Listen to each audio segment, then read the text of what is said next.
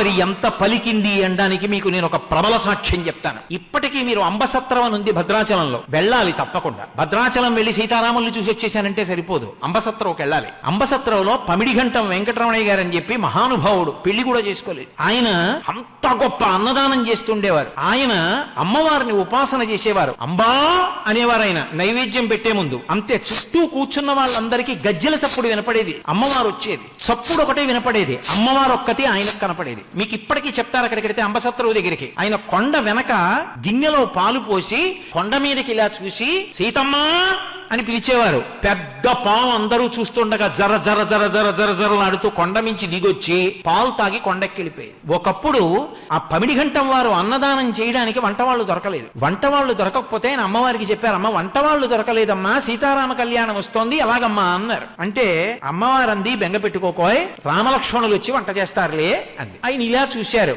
మంచి దృఢకాయులైన ఇద్దరు, అంతంత ఎత్తు ఆజానబాహుమరవిందదలాయతాక్షం ఇద్దరు వచ్చారు. వచ్చి అయ్యా మీరు వంట కావాలన్నారట, మమ్మల్ని ఎవరో పంపించారు, వంట చేస్తాం, కానీ మీరు లోపలికి చూడకూడదు. వంటశాల తలుపులు వేసి 2 పెద్ద పెద్ద గుండిగలు తెచ్చారు. ఒక మనిషి ఎత్తలేడుదండి, అంతంత గుండిగలు తెచ్చి వంట చేశారు. వంట అంతా అయిపోయింది, బయటికి వచ్చారు. మేము గోదావరిలో స్నానం చేసి వస్తామని వెళ్ళారు, ఇంకా రాలేదు. ఆ తర్వాత వెళ్లి గుండిగల మీద చూస్తే రామగుండిగా లక్ష్మణ గుండిగా అని ఉంది. ఇప్పటికీ మీరు రామలక్ష్మణులు వచ్చి వంట చేసిన గుండిగలు అంబసత్రంలో చూడొచ్చు, ఇప్పటికున్నాయి.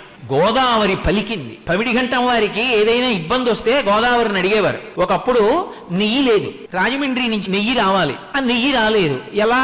ఆయనకు అనుమానం వచ్చింది, నెయ్యి లేకుండా అభిగారం ఎలా చేస్తారు, భోజనం ఎలా చేస్తారు? అందుకని ఆయన తిన్నగా గోదావరి ఒడ్డుకి వెళ్ళారు. వెళ్లి 2 బిందెలతో గోదావరి నీళ్లు తీసుకున్నారు. అమ్మ 2 బిందెలు నెయ్యి అప్పిప్పించు, నెయ్యి వచ్చిన తర్వాత నీకు ఇచ్చేస్తానన్నారు. అలాగేనంది గోదావరమ్మ. ఆయన ఇంటికి తెచ్చారు. తెచ్చి గోదావరి నీళ్లు కదండి, గోదావరి నీళ్లు కదండి, నెయ్యి ఏమిటండి అన్నారు. వడ్డన మొదలెట్టండ్రా అన్నారు. అన్నీ వడ్డించి అభిగారం చేయడానికి ఆ బిందెలో ఇలా ఉద్ధరిని ముంచారు. నెయ్యి అయిపోయింది 2. ఆ తర్వాత రాజమండ్రి నుంచి నెయ్యి వచ్చింది. 2 నేతి బిందెలు పట్టుకెళ్ళి అమ్మ పుచ్చుకున్నాను కదా, పుచ్చుకోని ఇచ్చేశారు. గోదావరిలో కలిపేశారు. నేను అందుకే మీతో మనవి చేస్తున్నా, గోదావరి తల్లి పలుకుతుంది, ఎందరికో పలికింది ఆవిడ. ఆవిడ కడుపులో లక్ష్మీ నృసింహ స్వామిని పెట్టుకుంది. ఆవిడ కడుపులో ఇన్ని పెట్టుకుంది.